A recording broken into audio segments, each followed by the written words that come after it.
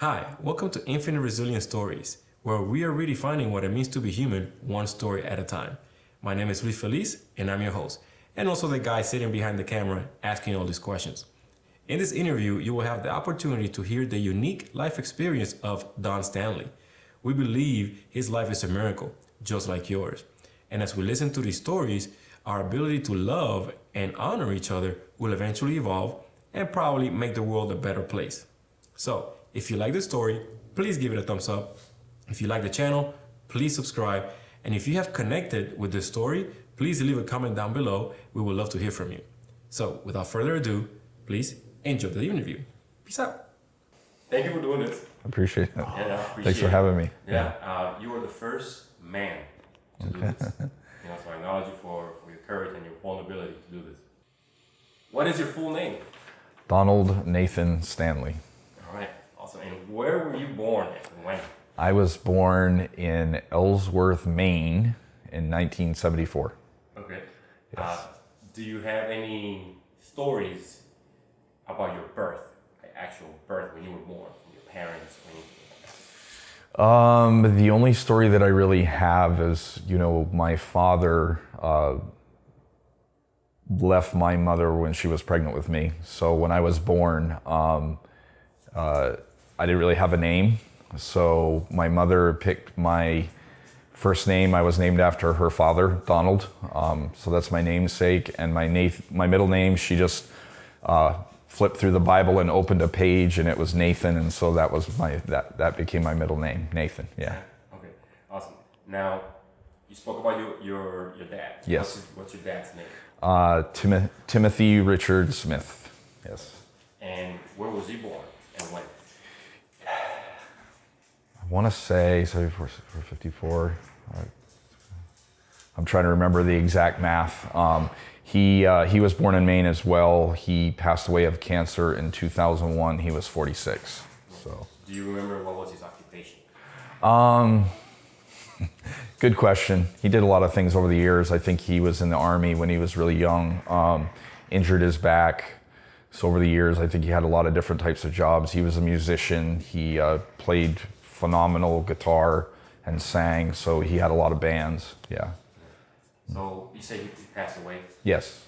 What are your memories of your dad or your father? It's funny, when he passed away in 2001, I had actually not really spoken to him in years, and I had called my grandmother to check in on her, and she said, your father has cancer, he's dying, and my response was so. The last time I had seen him, which I think was in 96 or 97, I had driven up to Maine and to visit, and I went to his home and I sat there, and he hardly had two words to say to me. So she told me they had cancer, and I was like, so 6 months later, it was my 27th birthday, and I called my grandmother and I asked her how my father was, and she said, your father died a week ago. The funeral is tomorrow. So I was in Los Angeles at the time. So I spent, probably 3 or 4 hours on the phone frantically trying to find a flight from LA to Maine. And I was just like, there's no way that that's gonna happen. And then I just kind of came to peace with the fact that, I hadn't lived in Maine for years. That wasn't really my place anymore. And, I wasn't gonna get any answers from that. And so, but that was an interesting time. Yeah. So do you have anybody that you refer as a father figure? That's a really kind of a funny question, and I guess a big part of my theme in my life. My mother was married and divorced 3 times, and so I didn't really know my real father most of my life growing up until I was like a teenager.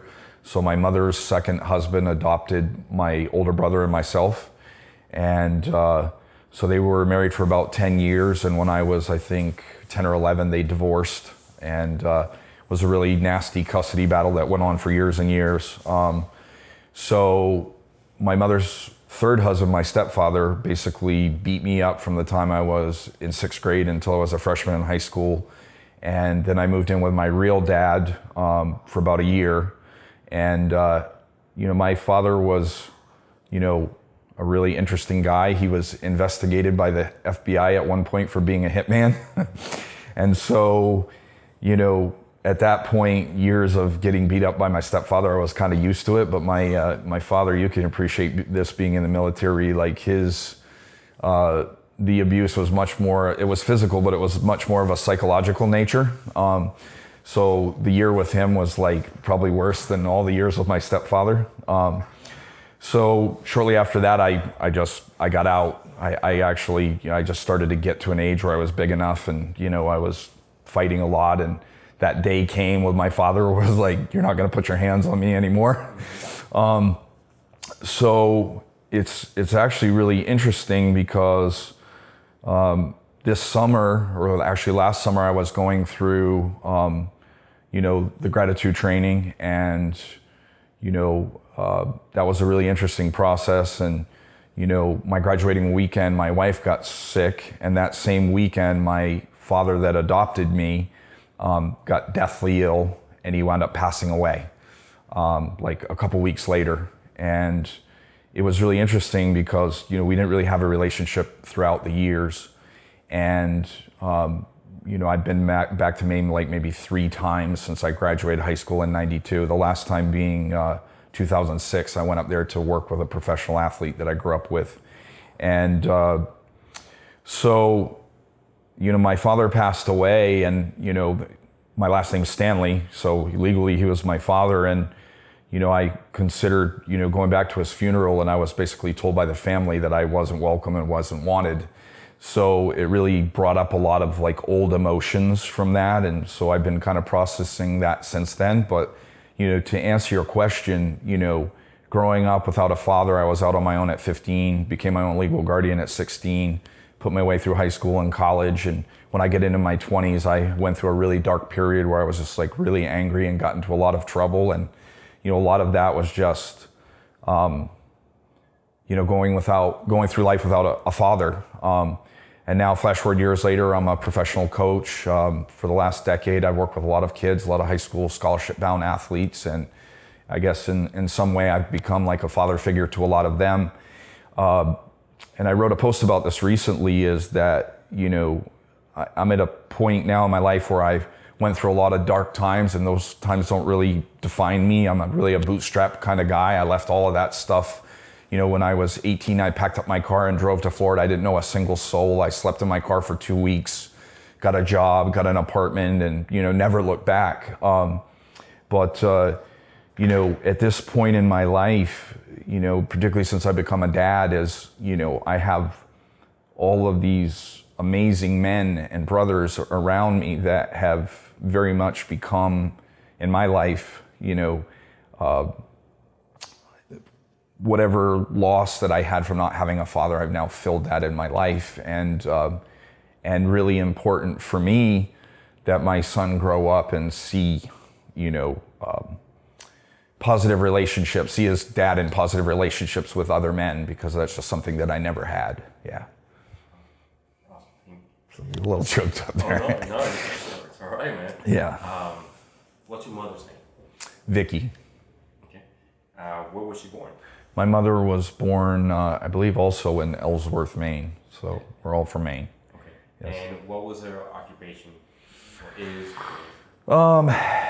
My mother, I think, had a series of businesses over the years. When she was really young, she was, it's kind of funny. I come from a family of artists. And so my mother had a cake decorating business, and, was really incredible with that. And then, she was a homemaker for several years. And then after she separated from her last husband, she went back to college, to business college, and she got some degrees. And then she just started, working in businesses. She's like an efficiency expert. So she goes in and sets up all the computers and the taxes and all that kind of stuff.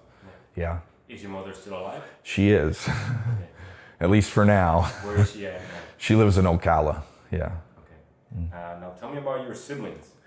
So I have an older brother, same mother, same father. He's a year and a half older than me. He's been in prison for 26 years. I don't know. I never I never abandon hope, but it doesn't look like you'll probably ever get out.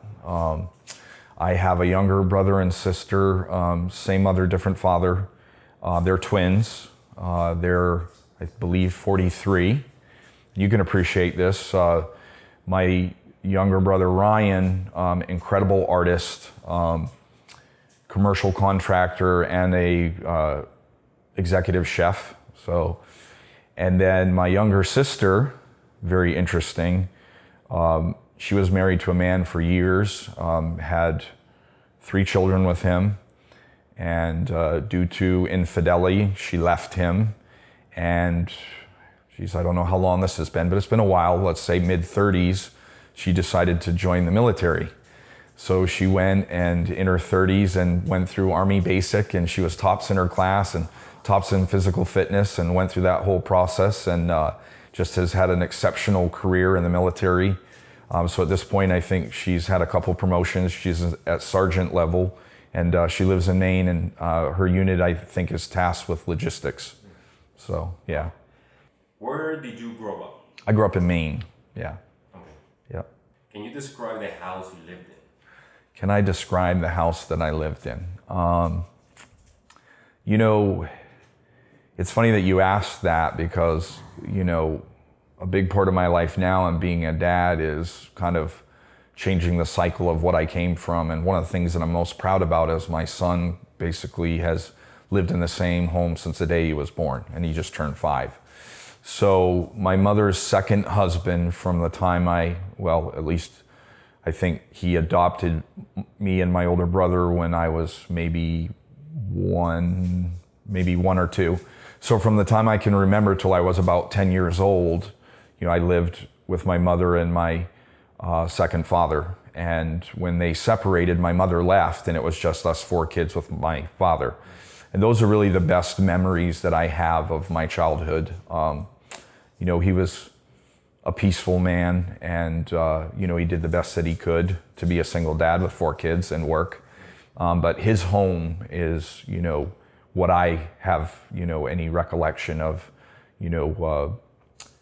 I guess what I would say the home that I grew up in. So, and from 10 until then, it was just a series of moving all over the place, yeah. So from that house, the one that you connect with your childhood the most, do you remember what it looked like? I do. Can you share? It's so funny because obviously when you're a little kid, everything seems so big. And, recently when he passed, and he was, I guess, a very prominent figure in a very small town. And so when he passed, it was really a big thing in the town. He was, I think, the assistant chief for the local fire department, and he'd been, with the fire department for decades. And he was the head engineer for it's called Wyman's, and they are basically the largest commercial processor of blueberries in the world. And so he was the head engineer. So in that area, that factory provided a lot of jobs for people. So when he passed, the whole kind of town came out, and it was really a big deal. So I wasn't there, but I saw a lot of the photos of it, and it just seemed so much smaller than when I grew up. But it was, 1, 2, 3, 4 bedroom, 2-story, cedar shingles. The architecture in the Northeast is a lot different than it is down here. Yeah. Can you describe the games you played as a child?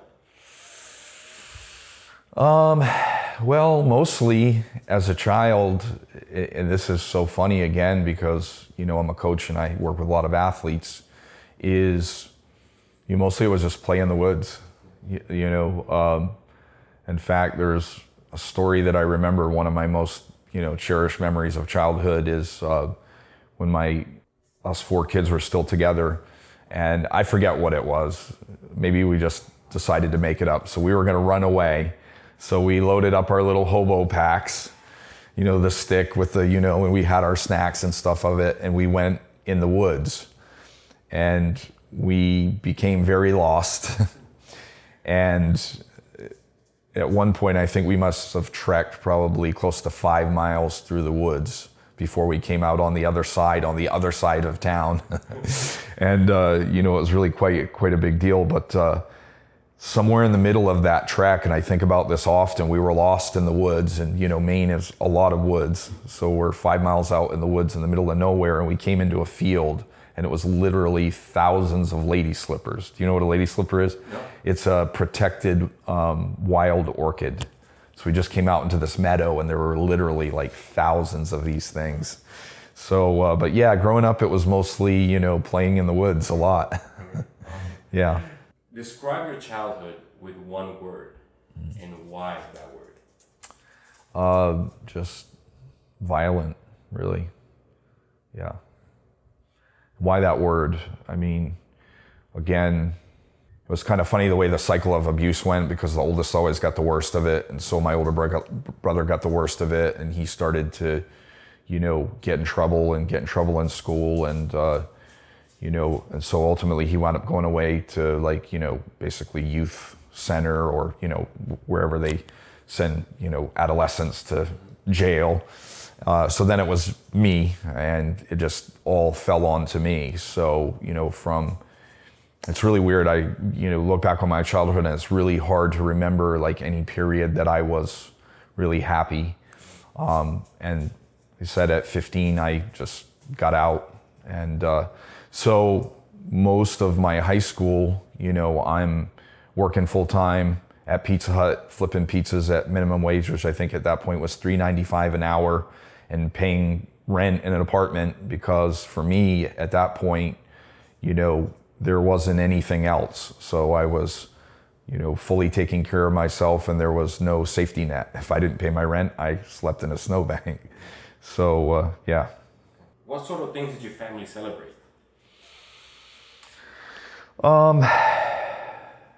The biggest thing that I could really remember was Christmas. Christmas was always a really big deal in the family, particularly for my mother. So, and to this day, that's, I'm kind of funny that way. I'm really kind of a sentimental person. So, Christmas is a really big deal to me. Birthdays are a really big deal to me. But yeah, that was the big one, was Christmas. Yeah.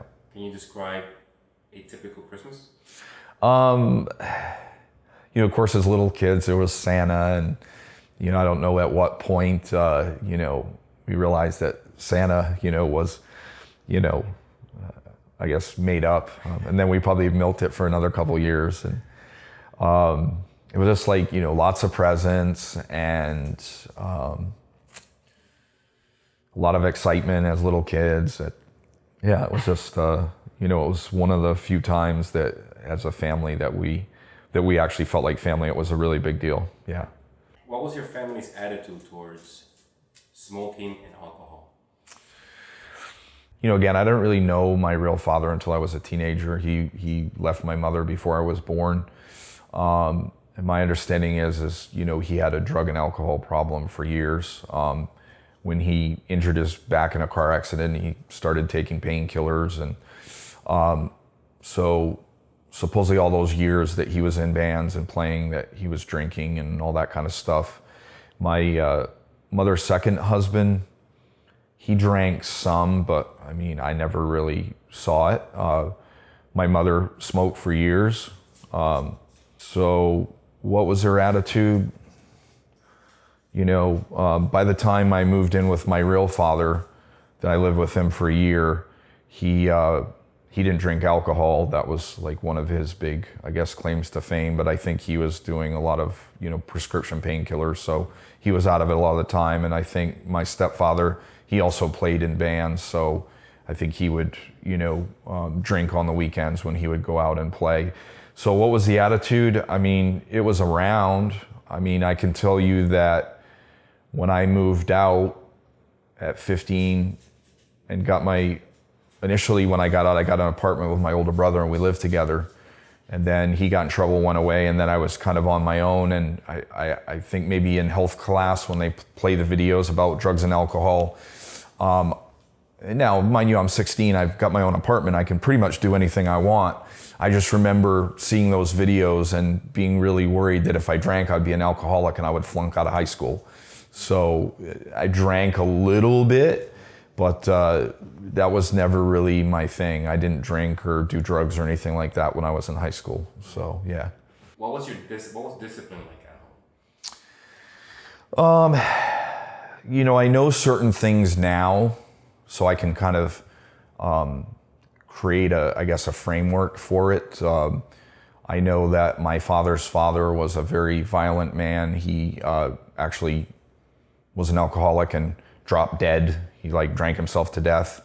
I've heard stories of him being extremely violent. He would come home from work drunk, and if my father didn't top off the wood box to his satisfaction, he'd pick up a log and whack my father in the head with it. So pretty extreme stuff.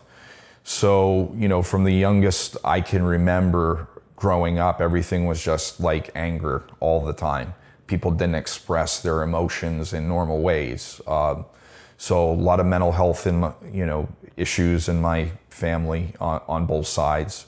So I think that's pretty much what I grew up in. It's a lot of anger and a lot of violence. Yeah. Now, what sort of things were your parents strict about? See, that was funny, when I really think about it, particularly, when do you come to consciousness? I remember when my mother and her second husband, who I really consider to be my father, separated. It was very tumultuous, very difficult. I remember, 3rd to 5th grade, having a lot of emotional problems and a lot of problems at school. And so, they separated, and then there was a period where it was just us kids and my father. And then, my mother started dating a new person, and then he started dating a new person. And, I don't think either one of those people were really great. So ultimately, I wound up missing my mother, and I left my father's house to go be with my mother and my stepfather. And it was pretty clear right off the bat that he did not like kids, didn't really want kids around. And so, the abuse started pretty quickly. And, what were they strict on? I don't know, pretty much, kids should be seen and not heard type of situation. This is a little bit of a flash forward, but, I had a lot of really pretty serious issues in my 20s. And when I was 27, I was diagnosed with severe PTSD. But my stepfather used to be the type of person that when he would come into a room, I would leave. Because if he was in the room and I was in the room with him, it was just a matter of time. And at one point, he and my mother started having a lot of problems. And they separated a couple of times and separated and got back together. And I actually caught my stepfather cheating on my mother, and I told my mother about it, and she wound up taking him back. And then it was hell to pay.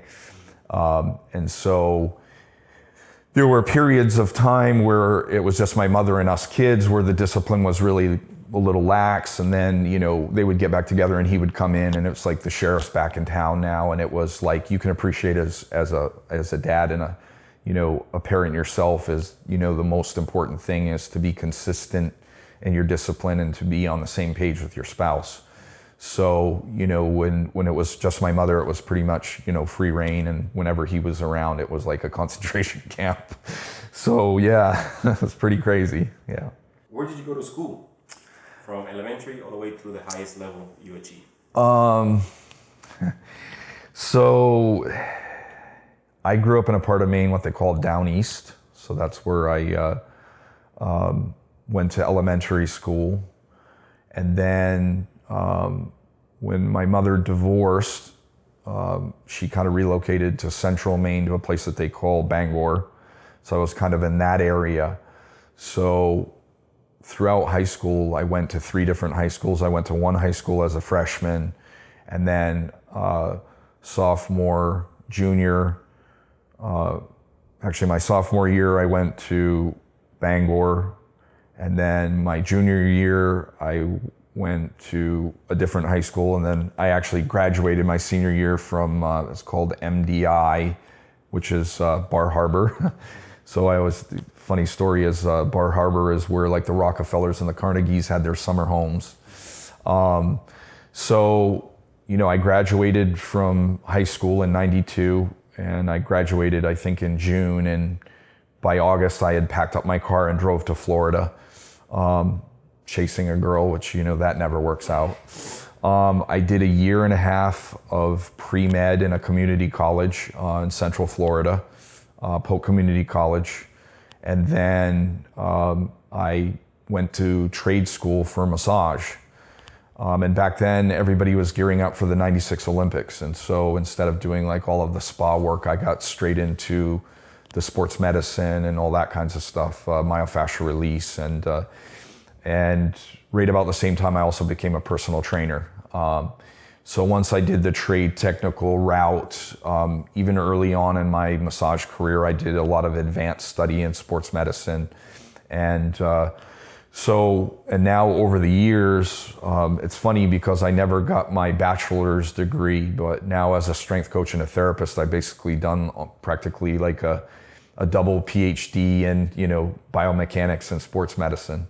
So maybe some correlation with the military where you become a specialist and then you keep going back to certain technical schools to learn, a new piece of hardware, a new technology. So kind of like that. And, that's been, I got involved in martial arts at a very young age. And so part of being a martial artist is being a student. So I've always kind of kept that mentality and I really like to learn and study. So I guess you would say I'm still in school. Yeah.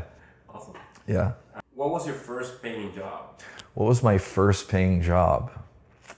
Let me think about this. I guess the one that would be most notable to me was when I was 13, I got a job bussing tables and basically to pay for my own school clothes. That was my first job, yeah. What has been your favorite job and why? My favorite job, I guess, is what I do now. I'm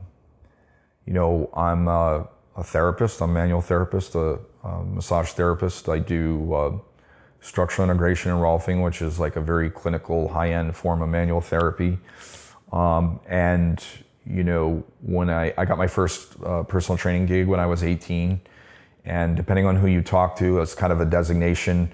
To me, when you say personal trainer, that's the person that is kind of in and out of the industry in, under 3 years, and it's kind of like a hobby to them. And like I always tell the joke, when I lived in LA, the waiter at the IHOP was an actor because everybody in LA is an actor. And then you go to South Beach and everybody's a model, massage therapist, a trainer, or a real estate agent, right? I consider myself to be a strength coach. And so to me, that's kind of like a career professional. And, over the last couple of decades, sometimes I've been more therapist, sometimes I've been more strength coach. And I'm at a point in my career where I'm kind of really combining those two elements. So what's my favorite job? I would say probably what I do now, yeah. What was your least favorite job? I'd have to think about that one. I think when I was maybe 18 or 19, I went to work for a short period of time for a telemarketing company. And then I also worked for a collections agency. So both of those, I'm on the phone and, I'm calling people that don't really want to take your call. And they're like, oh, I hate you. That wasn't very much fun. No. Yeah. Now, do you like to be around groups of friends or individual? That's funny. I consider myself to be a pretty social person. And, one of the things I'm most happy about in my life now is the, collection of friends and people that, I have in my life. I know when I was in my early 20s and I was going through, a period of my life, and I think we all go through that, where, I had a collection of people around me that, what does friendship mean for a lot of people? It's like, okay, you're cool. We have a few things in common. You're entertaining to hang out with, but I always say you find out who your friends are on moving day, right? It's kind of funny right now that you ask that, because when I think about my closest friends at this point in my life, a lot of us, I say this, is they're all just a little bit antisocial. And let me explain that. I'm 45 years old. I'm a parent. I'm a coach. And at this point in my life, like, I wake up every day and I look in the mirror and I say, what kind of person am I? And I'm really driven by principles. And if you look at the world that we live in with social media and all of this, and it's very superficial and it's really lacking substance. And I'm also learning, that my time and energy is finite, so I have to really protect, I guess. I'm a really sensitive person, and negativity can really affect me. So, when I say the antisocial part, it's like most of the people that I have in my life at this point are really people of principle. And if you're a person of principle, it's really hard to be around that kind of stuff, because I think wherever you go, either you're influencing people or they're influencing you. But to answer your question, I think at the end of the day, part of me being a coach, I love people, individuals, groups. It's all great. Okay. Yeah. Awesome. Where did you meet your partner? My wife. That's funny. I've got a story for everything. So I was in a long-term relationship with somebody, and it was really destructive, and we were very much Sid and Nancy, and that ran its course, and I really kind of ran my life into the ground over that. So we were together for a few years, and then we separated for a few years. And when we separated, we were in Los Angeles, and then eventually I moved back to Florida, and we got back together for a very short period of time. She was living in South Beach, and so I moved to South Beach, and of course, right after I moved there, we wound up breaking up again. So, I find myself living in South Beach, and I'm single, I'm a bachelor, and when I was in my 20s, I really used to be big time into the club and party scene, but my life was very much Studio 54. When I was in my early 20s, I did the whole Chippendales thing and traveled the country and was very much into the party lifestyle. And so now I'm in my early 30s and I'm living in South Beach, and I find myself moonlighting. I'm doing security and bodyguard work, and I'm working the doors of some of the big nightclubs in South Beach. Only it's different this time because now I'm working there, and I'm on staff, and I'm sober at 5 a.m. standing in a nightclub looking at all this and being like, oh my goodness gracious. And so, South Beach is a very interesting culture, and it's a very superficial culture. And so at that time, it was like, I'm in the nightclub industry, and I just feel like girls in South Beach, they're into bottle service and drugs and, dating much older men and all of this kind of stuff. And I know that's a broad generalization, but, it wasn't like normal stuff like, let's go to the beach, let's go to the movies. And so, I spent about 6 months of just like not dating anybody because I was just kind of disgusted. And so then, at some point, they always say, if it's meant to be, and it's like, well, but if you don't make any effort to try and meet anybody, you're never going to meet anybody. So as it turns out, I went on a website for fitness professionals, and, that's how I met my wife. And, at the time she was living an hour north of West Palm and I was living in South Beach. So we did the back and forth commute for about a year, and, and then the rest is history, as they say. Yeah. Awesome. How do you feel about her? How do I feel about my wife? Well, it's very funny. I was thinking about this as, you could probably, my life is almost like a movie. It's like part 1, part 2, part 3, part 4. When I met my wife, it was very much a manifestation. One of my best friends that I've known for almost 25 years now, he said this once and it always stuck with me. He said, sooner or later you got to grow up and get an umbrella and a wristwatch, right? So, I spent my 20s, like really kind of going off the deep end, having a lot of emotional problems and really angry from the way that I grew up, and got myself into a lot of trouble. And, lucky for me, I got myself in enough trouble to like say, hey, wait a minute, this is, it was like, the wake up call. But it wasn't enough to ruin the rest of my life. And so, I decided that, being a knucklehead was not that much fun, that there were consequences. And so I really said, I really went about changing my life. And one of the things I said is, I don't want to date party girls and all that kind of stuff. I want to meet a woman of substance and character, and somebody that I can trust, somebody that's genuine and authentic. So I had my list of, all of these qualities, and, sure enough, I very much manifested, my wife. And it's kind of funny because, I respect my wife tremendously. And, part of that respect is my wife is really, really tough. She from the time that I met her, she's an amazing, incredible woman, empowered. She has her act together. She's very independent. She was never looking for a man to take care of her or anything. She's like, I've got my own. When I met her, she owned her own home. She's, making six figures in a corporate sales job. She just really had her act together. And here I am, this kind of, crazy wild guy. And so, there's been a lot of challenges. We're both very type A, very strong individuals. We butt heads a lot. Like I tell the story, we're both, fitness professionals. She leans a little bit more towards the nutrition side. I'm more sports medicine, biomechanics. I think we've worked out together one time ever. And I think, some couples are just like that. They can be together all the time and not be an issue. And other couples, there needs to be some separation. We're still working on that. And a lot of that is myself. It's like, they always say, be careful what you wish for, you might get it. And, I very much manifested, this is what I want. And what I wanted was a woman of character and a woman of integrity and discipline. And she's very much those things. And she takes me to task all of the time and challenges me. And, she's demands, a lot from me. And sometimes it's not always fun. The ego gets involved. But, how do I feel about her? I mean, I love her. And more than I love her, because yes, love is very important, but, love can steer you wrong. I've certainly, experienced that, but more than anything, I really respect her as a person and a human being. And that's, the foundation of our relationship is a deep respect that I have for her.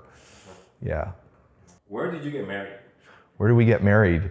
So I grew up in Maine, and my wife grew up in Pennsylvania. I think about maybe an hour and a half outside of Philadelphia.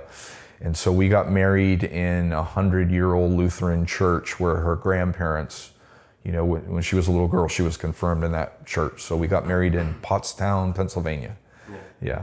Okay, awesome. So who decides how the money should be spent? That's funny that you should say that, because it's something that my wife and I converse about, and something that, we're still working on. One of the things that I respect about my wife, compared to some of the women that I've dated in the past, she's very responsible. She's very good with her money. I don't ever worry about that. But at this point in our relationship, it's always been, she kind of has her half and I have my half. And so I pay my half and she pays her half. We're still trying to figure out how to kind of combine the finances.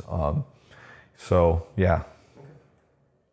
And part of my philosophy on that, and that's the way I've always believed, is, I trust my wife, I respect my wife, I know she's good with money, I know that she's responsible. So the way that I look at it as, once we pay our bills, she works very hard for her money, and I don't really care what she does with it. She's earned it. And, maybe when I was younger in my 20s, I had jealous and insecure relationships. And what I've learned, my mother said this years ago and always stuck with me. She said, women and dogs will do as they please, women and cats will do as they please, and men and dogs should get used to the idea, right? So, I never wanted to have that type of, control or anything like that. I don't think that really works in a relationship anyways. So that's the way I feel about it. She's responsible and she can do whatever she wants with her money. Yeah. Did you both have the same ideas about having children? Yes, we did. My wife had a similar, I think, upbringing than I did. Maybe not the extent of the violence, but, her parents divorced early, and, her mother, I think, had a series of husbands or boyfriends that, didn't work out, moved around a lot. At some point, her mother moved out west. Rachel has two younger brothers that, her mom just, I guess, decided that she'd had enough and moved out west and kind of left the brothers there. And so my wife stepped in and she's raising them. And at the same time, she had, serious health issues. And so when we came together, one of the first things that really, I guess, connected us was faith. We're both Christian people. And so, that was important, and it was also really important. We were really committed to, we definitely wanted children, but we wanted our children to have a different life than what we both had. That was really the unifying thing. And, going back to what I kind of alluded to earlier, since I became a dad, it's just like fundamentally changed me like so much, like everything. I hate to say this, the Bible says, your spouse is first. And, I work on that all the time, but, we don't really, at least I don't feel like we don't learn unconditional love from our parents, because our parents aren't perfect people. We learn unconditional love from our children. And, since my son came, that's the first time I like really grasped the concept that there's something more important in life than myself or my own wants or needs or anything like that. So,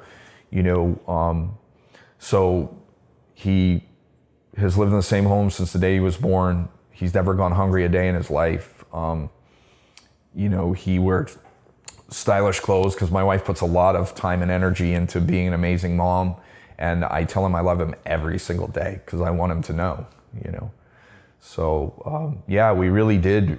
That was, one of the things very early on in our relationship that really brought us together was faith. And we were really clear about, what we wanted. And one of the things that we really wanted was we wanted our children to have a different life than what we came up with. Yeah. We're almost done. Yeah. But there was something that you shared. Yes. That kind of brought in a question. Mm-hmm. It seems that it means a lot to you to tell your son you love him every day. Mm-hmm. Why is that?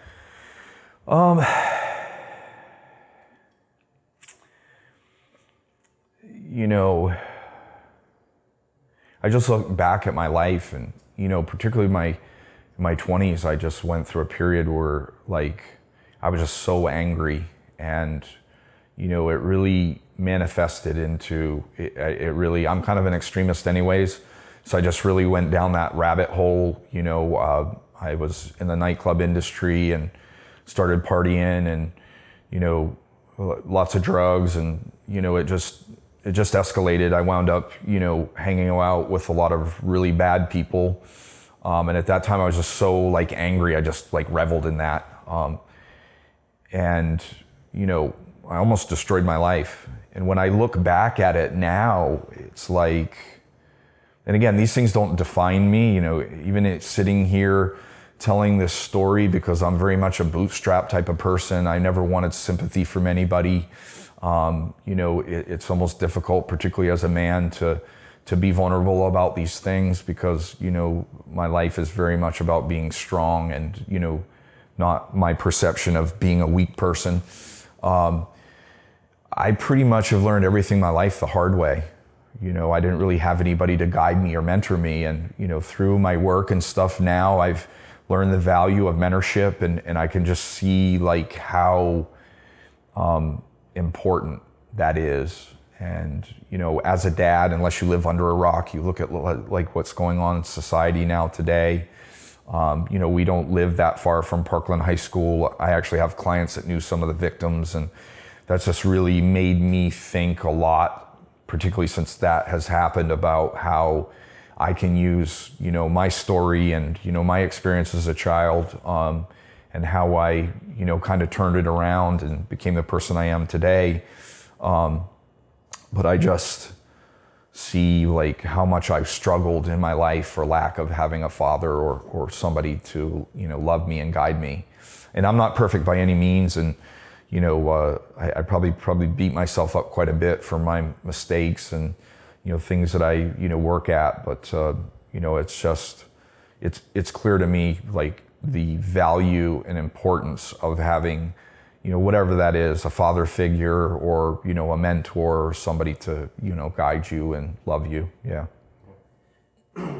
So it's important for your son to hear I love you from you, that as you were going through these years, in your 20s, what did you want to hear? Again, I think I shared with you that when I was growing up, people didn't really process emotion, appropriately. So everything was always anger. But I think, we know that, anger is more of a superficial, like type of, emotion, because I know certainly for me, as you know, when I'm angry, I'm very focused and I have a lot of energy and a lot of power, and I have a mindset of overcome and dominate, and that certainly served me for many years of my life. I'm an incredible survivor. But then I just got to a point where I was like, okay, I'm angry from the time I wake up till the time I go to bed. That's not normal, and there's more to life than surviving. There's actually living. And so I think for certainly my 20s, it was like I was just so angry and felt a lot of judgment and rejection from the fathers in my life and my family. And so it's almost like I wouldn't even allow myself to feel the hurt of what I needed, which was, you know, just love. So, you know, I guess and I mean, even look at some of the relationships that I've had, and even how some of the struggles that I've had with my wife, and that kind of the evolution of that. And I think at the end of the day, that's what it really all boils down to at the end of the day, is love. And that's certainly been the story of my life. You know, all the things that I did to try and, I guess, compensate in some way for, you know, the lack of what I really needed in my soul. And so, yeah, I just have experienced that deeply, and it's a distinction for me.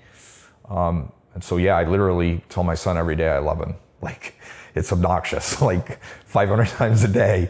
Because I'm not a perfect person by any means. I'm certainly not a perfect dad, and I work at it all the time, but I want him to remember that. In fact, I don't know, maybe you've experienced this, but, you know, he was in, you know, pre-kindergarten this last year, and they had, you know, and then he went to camp, and they had a Father's Day, and he brought home the little piece of paper, and, you know, one of those things on there, he said, like, you know, what does my daddy always say? Or like, how do I know, you know, that my daddy loves me, or whatever he says, because he tells me all the time. And I was like, yes, winning.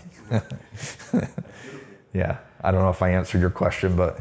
Yeah, you did. Because the question was, what did you want to hear? What did I want to hear? And you pretty much.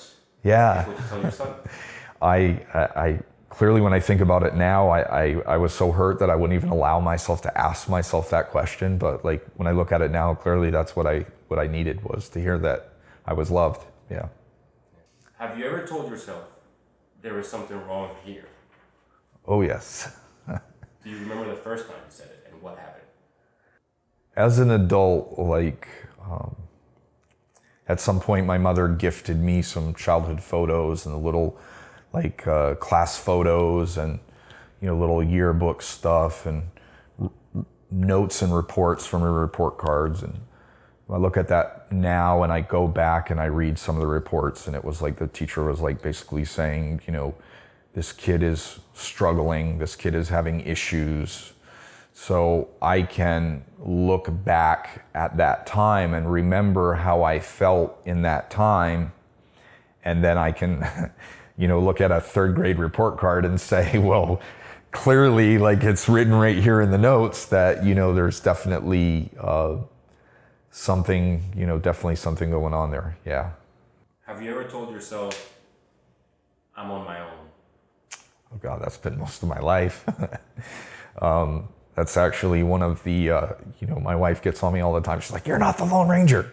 It's so pre-programmed in me to be that guy, to not ask for support or ask for help.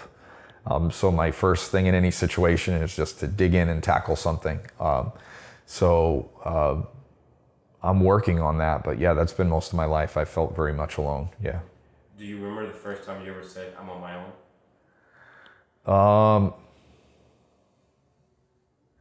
Do I remember the first time? I could probably think of a really notable time. Like I said, I left my father's home. We had a big confrontation, and I left, and I went and stayed with my brother for about 6 months, and he got in trouble. He went away, so then I had no place to live. I was really close with my English teacher in high school, and I went to stay with him for a couple months, but at some point, just the propriety of that, he basically had to report it, so the state stepped in, and they basically told my parents that, you know, if you don't take your child back, then we're going to take the rest of your kids, and they flat out refused. So then, you know, the state put me in a foster home for delinquent kids, which for me was like an absolute culture shock, because at that point I was working full time at an apartment, and I was, an independent adult, and now they're basically taking me and putting me in jail. And so I ran away a couple of times, and it turned into a big thing. But at that point, it was like clearly probably about 15 years old. I just realized it's just me, yeah. So going back to that statement of it's just me. Yeah. What did you want? I would say love, and that's very superficial, but when I really think about it and dig on a deep level on that, it's very unsettling and traumatic for a kid to have no place to go. When I hear about people being homeless, it was like, I never wound up homeless. I was really lucky, but I had a series of situations where, maybe I got an apartment and the rent was due and I didn't have the money, and so I got evicted or whatever. And, I guess what I wanted at that point was just security. I was like 15 going on 30. I just had so much anxiety and fear all the time. And what I wanted was just like really security. I wanted to feel safe, and not have to worry all the time. So, yeah. So fast forward. Yes, please. 17, who are you becoming? Who am I becoming? I really ran my life into the ground, got in a lot of trouble, and I was lucky enough to not destroy my life over that. But I had an opportunity to really sit down and say, you know what, you've got some choices to make. And it's been, almost 20 years since all of that. And I can look back and say very methodically that I have made a decision on who I want to be. And I've created a life for myself to the extent that a lot of those old stories and stuff I don't even like to talk about. It's not really who I am. And I hate feeling weak, and I'm not looking for sympathy. Particularly since I became a dad, because before I became a dad, it's like, okay, it's like a resume. It's like a list of accomplishments. I've done this, and I've done this, and I've achieved that, and I've overcome that, and I've done all of this. And does that bring me happiness or fulfillment? I don't know if it brings me happiness. I'm somebody that happiness for me is something that I've always had to work at. But who am I becoming today? Particularly as a coach in dealing with people, and even going through the training, because when I went into the training, it was like I'm a coach and I have a circle of influence, but I really was focused on that circle of influence, and I never really took on the concept of, having a greater impact. So who am I becoming today is, that person of integrity. That's so important to me. That's something I work at all of the time. And it's certainly, I'm not a perfect person. I have my faults, my issues, but it's what drives me. It's what keeps me going. What type of person am I? What type of father am I? And I'll actually say this is, when I was invited to your retirement and I came and watched your ceremony, it really made me think a lot, because, there was this man that, all of these people that were, coming forward unsolicited to say, how much of an impact you had on their lives, their careers. And, I really thought about it, not as a comparison, but yes, in a way, it just made me really ask that question. If you, we talk about writing the eulogy, if you died tomorrow, what would be your legacy? And particularly last year, I've thought a lot more about that and how I can be of greater service and have a greater impact. And again, a big driving force in a lot of stuff that I do is understanding that my son is always watching. And what he sees is probably more important than anything I'm going to say. So, who am I becoming? A loving, compassionate, authentic father, husband, coach, Christian man. Yeah. Beautiful. Yeah. We're going to fast forward 100 years from now. Hopefully this doesn't ever happen. Yeah. But it's going to happen, which is our death. Yes. You're going to die. And you are at your eulogy. What is being said? Just what's being said that, that I was tough, that I overcame, that your past doesn't define you. And I really hope that people will say that I made an impact, that I made a difference for them. Yeah, that's a big thing is, I want to make a difference for people. That's why I'm a coach. Yeah. Who's there? Well, 100 years from now. Not 100 years, but you know what I mean. Absolutely. Well, whether it's 50 or 100 years from now, I hope that there's at least a couple generations that can, look back and say that,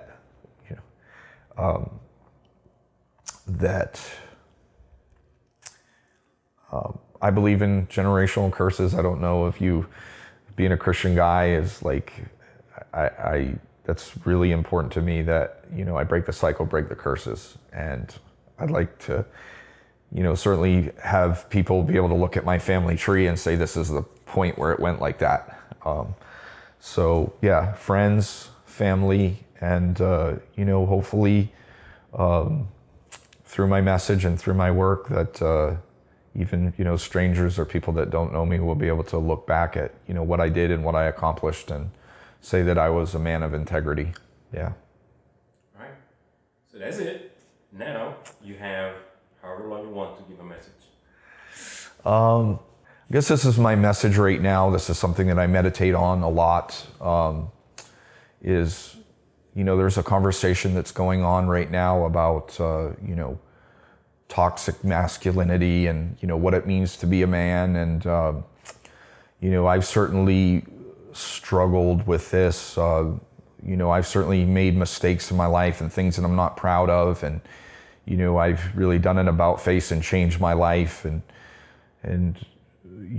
there's a period of my life that I wouldn't want people to know about, all the crazy stuff I did and all the stuff that I went through. And I've really, struggled with that and tried to bury it. But I'm at a point in my life where I feel like there needs to be more of a conversation about that, about, men being honest about their emotions, about their feelings. And so I guess that's my message, if you will, is about being authentic, and being okay about sharing yourself, sharing your feelings, being authentic. I think as soon as we do that, it creates a whole conversation. But I think it starts with, just like myself as a coach, I realize that people are watching all the time. And, if I'm not living what I'm coaching, then, people sense that and you don't have, people sense the lack of integrity.